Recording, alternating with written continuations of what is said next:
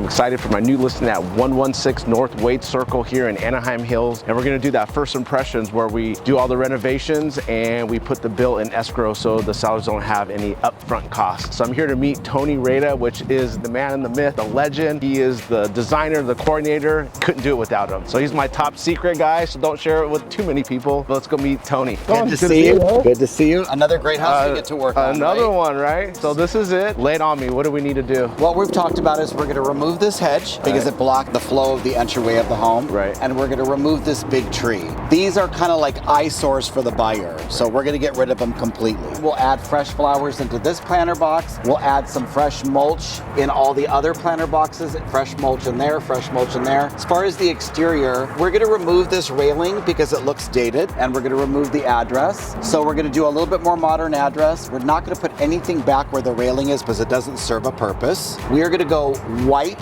on the outside of the house. Anything that is wood will go the dark espresso bean trim, and all the stucco will go white. That'll make the whole house pop. It'll make the white vinyl windows look more high-end. And then we'll paint the front door. We'll remove the old chandelier that's in front of the front door, and then that way we have a cohesiveness as we're walking towards the house. You can paint the brick, but I think with the dark espresso bean trim, it'll all blend together. It'll just make the whole house feel fresher. I think it's important that we power wash all the concrete because you've got some oil stains, you've got some discolorization. When you're selling a car, you scrub it clean and you make it smell pretty. You do the same thing for a house. You want to remove anything that ages a house or makes it feel tired or worn out. You want to bring it back to life again. Right. Let's add some nice flowers here with mulch. Since we're removing this bush, we're going to add some nice flowers here with mulch. So as your buyer's walking up, they're going to see that there's tons of love here. The less they need to do, the more they're apt to buy the house, because they're not going to go through the house, okay, well, the price is good, but I got to do this and I got to do this, and then they offer you $100,000 less. Why go down that road? Get it ready for the market. All right, let's talk about the inside. It's a great open floor plan, but the house feels very tired. So what we're going to do in here is we're going to scrape all the popcorn off the ceiling and smooth out the ceiling with texture so it looks new. All the old light fixtures will be removed. We'll put brand new flush mount light fixtures in the stairwell so they're higher up and they don't hang down low. And we'll put a new chandelier. When you're remodeling a house, you don't want to go so modern that it looks like a bachelor pad, because this is a neighborhood with a lot of kids. So you want to make it look current, but you don't want to go so modern that you lose buyers. Enough to do, but not too much to do, which is great. We're going to paint the whole place on the inside white. White is an empty canvas for the buyer. If agents want to do color, I say pick an accent wall. Do an accent wall color, because I've seen people paint the whole inside of the house gray or the whole inside of the house tan, and you lose buyers. Because all they're thinking is, oh my God, I have to paint this whole house. White always removes you of new construction. All this wood trim, that will all go white. It'll all look cohesive. We're gonna put all new LVP flooring. We're gonna take it into the kitchen. We're gonna take it down the stairs into the family room.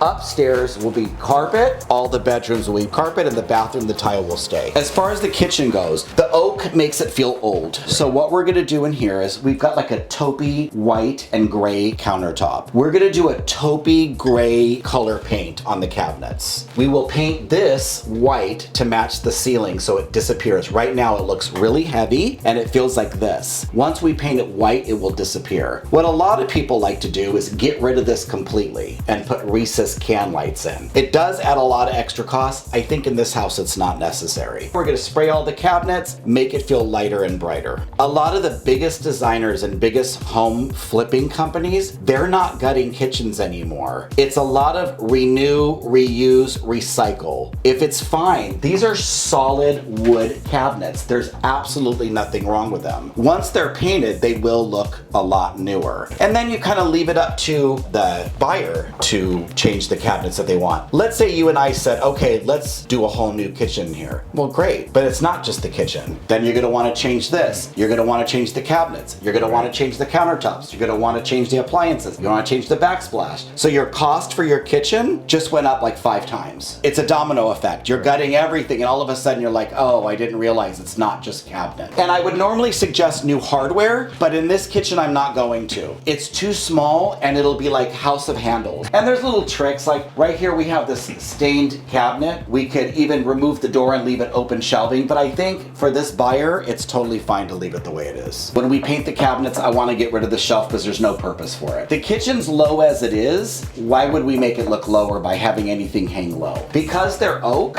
I'm gonna have them spray in and out of the cabinets because it'll be a disconnect if we spray the outside. The buyer opens up and goes, wait a minute, these used to be tired old oak cabinets. It's dark in here, so we can talk about adding some recessed can light. That's something that we can always add later. I would do 4 recessed can lights in here. So even with all the curtains open, you still got a pretty dark house. Even if we removed all these curtains, this room's dark. So I think for sure we should add recessed can lights in this room because when you're showing it, you want it to be as bright as possible. We've got cabinets here and cabinets here. These don't look so bad because they're like a newer oak. We've decided, you and I, that we're gonna leave these and we're gonna paint everything in here. The all new floors will come in here. This one we are gonna paint to match the kitchen. We'll get rid of all the gold knobs and we'll do new silver knobs to match the hardware. Since we're scraping all the ceilings, this to me is screaming early 80s. So we're gonna get rid of this. And then when they stage the property, they can put a really nice mirror and it'll kind of tie it all together. So in this powder room, I get where they're going with this, but it's not really exactly what we're looking for. So we're gonna do a new toilet. We're gonna do a new vanity, new mirror, new light fixture. So when someone walks into this, so this bathroom will feel new just by kind of what I call fluff. We're not gutting it, we're just fluffing it. Heavy oak doors, interior doors, and closet doors everywhere. We're gonna spray these white so the oak goes away. All this oak trim will go white. And what about like the outlets? After the house is done, that's an easy last minute fix. This is screaming early 80s. Most people today, they don't even use doorbells. It's here and it's working, so we'll leave it. And then this, that will get painted. That will go white, so it kind of disappears. If you're doing LVP throughout a house, even with all the technology we have today, the stair noses, when you have LVP, you always have that cheap little plastic trim right here on every step. That to me looks cheap and it makes the house devalued. That's why I'd rather put carpet on the stairs and take carpet in the bedrooms. It's about 3 times less than the cost of LVP. And people seem to like carpet in the bedrooms, especially if they have kids. They can always change it out later. So this is the primary bedroom and bathroom. Ceilings will be scraped. All the wallpaper will be removed. Everything will go white. All the doors will be painted and it'll look like a brand new room. And we'll have the brand new lighter colored carpet throughout. A lot of times you'll look at houses on the MLS and you'll see, oh, they put new LVP, but the LVP looks like a bunch of stripes. It's because they bought cheap LVP that's got too much pattern in it. Then it starts to look like a zebra. I like to pick floors that have very little knot, very little movement, because when it's laid down, it looks more real and it looks more expensive. I think because everything is in pristine condition, we are going to leave everything the way it is in here. The tile's fine, the toilet's fine, the shower's fine, this is fine. You have to think of the ROI, you have to think of how long it's gonna take. We're good about coming up with a medium ground where you're doing the things that are necessary, but you're not overdoing it. Scrape ceiling, all new paint, all new carpet. those blinds, they look good. They're white, so they're perfectly fine. So we'll have them take them down when we paint and put them back up. This hallway bathroom, nothing wrong with it.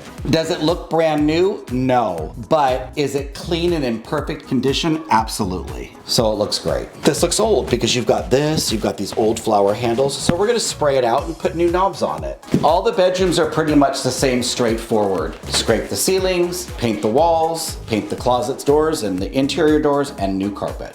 Okay. Same as all the rest of the bedrooms. Okay. Yeah, it's pretty straightforward. Right. Yeah, let's go to the backyard next. Because we've got a dark floor, I think this should stay white. I think if we go dark on this, it's gonna look really heavy. I'm gonna have them remove this because it's not necessary. All this kind of stuff will go, and we can replace this light fixture with a newer light fixture. With a property like this, do they have a gardener that takes care of the yard? Where you've got grass missing, have him reseed it and turn the sprinklers on every day. Wherever there wasn't grass, it might start to come through. Some people don't care about that stuff, but it makes a difference. It's one more thing that the buyer is going to be like, oh God, I have to do that. So when we paint the stucco on the house, all this little retaining wall will get painted also. When they're painting, you and I can get a price to paint this. Yeah, this is kind of awkward. Maybe what we can do here is this can go, and maybe we can just have them get a couple bricks to put across across here so you don't have this thing on here. Good. If I'm a buyer and I see a tree like this that's leaning towards the property, that's a no for me. All they're thinking is, how many more rains is it going to take for this whole thing to collapse onto the house? Let's get this piece out. Let's see how it looks. If it looks great, we leave the rest of the tree. If it still looks like, oh, that's still too much,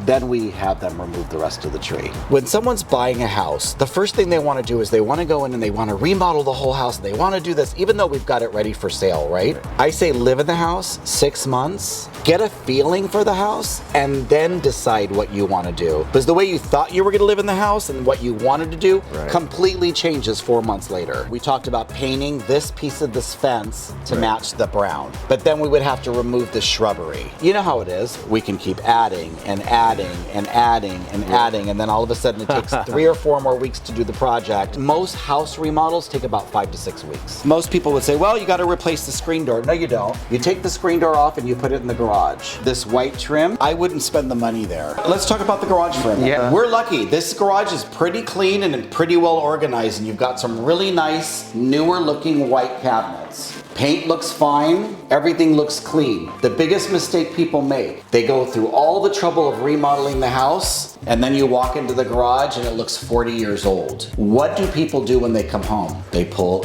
into the garage. People don't like creepy, dirty garages. Spend the money in the garage if it needs it. If there's no drywall, drywall. If it needs to be painted, paint it. If the concrete's bad, put an epoxy coat on it. Luckily, there's not a lot to do here. They really took care of this garage, and for a buyer, this storage is a dream. One less thing to worry about, right? Yeah, one less thing to not put on the list. So I think we covered everything, and I think the house will look great. I can't wait for you to show the reveal. Yeah, I can't wait. Yeah. Once again, Tony, you're the welcome. man. Thank you. Always great working with you.